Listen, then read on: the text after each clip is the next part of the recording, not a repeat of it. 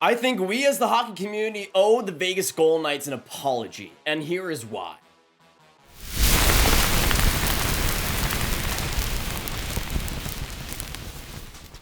Hello guys, and welcome back to Grav's Spicy Takes. This week we're taking a look at the Vegas Golden Knights and why most of us, especially some of us that doubted Vegas, have to give them an apology.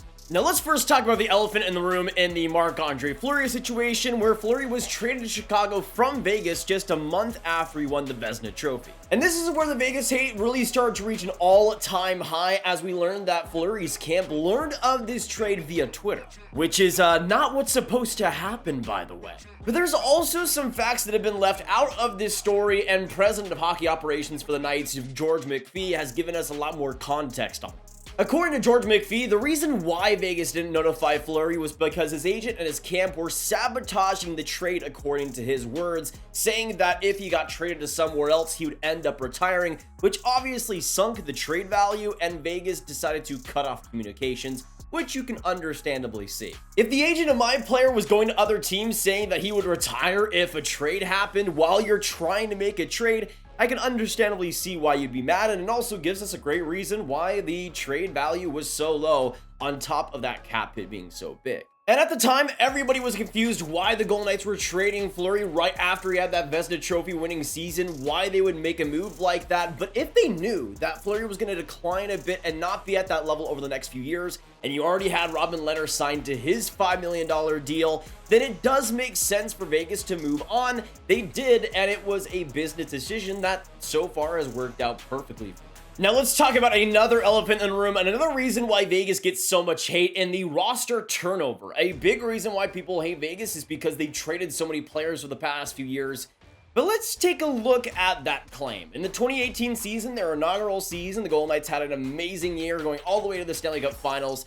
Since then, and since that year, going to this year, there is 7 players from that 2018 team still on the team. In Smith, Marchessault, Carlson, Theodore, McNabb, Carrier, and Zach Whitecloud. Now let's take another look at another contending team over that time that's been in playoff spots, has been competing as much as possible. And let's take a look at the Colorado Avalanche. How many players from 2018 do they still have now? Right now, they have Nathan MacKinnon, Gabriel Landeskog, Eric Johnson, JT Compher, Mikko Rantanen, and Samuel Girard. And technically, Matt Nieto, though they traded him and traded back for him, so he doesn't quite count. But even if you do count him, that's 7 players, still the exact same as the Vegas Golden Knights, who supposedly are the team that trades away guys the most.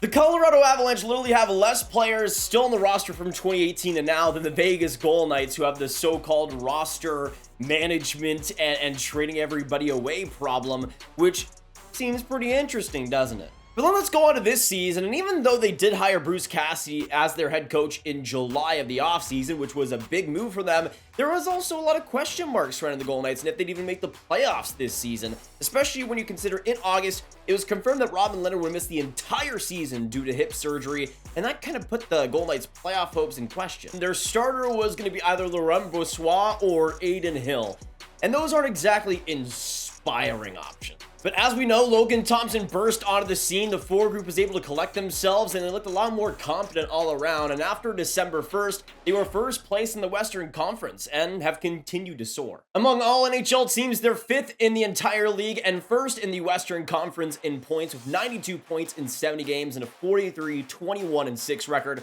and as of late, an 8-2-0 record in their last 10. And you go through the years of the trade of Marc-Andre Fleury, maybe the firing of Peter DeBoer, the hiring of Bruce Cassidy, a lot of these different business decisions have been influential in the Vegas Golden Knights' success. And if you were the Vegas Golden Knights GM and you had the choice of making business decisions and reaping the rewards from it, keeping your job and keeping your team in a great position, you would do the exact same thing, and that's what Vegas has done here. I don't blame them for making business decisions, and if you're going to blame a team for trading a goaltender, I mean, why not look at the LA Kings, who just traded Jonathan Quick and made him super disgruntled?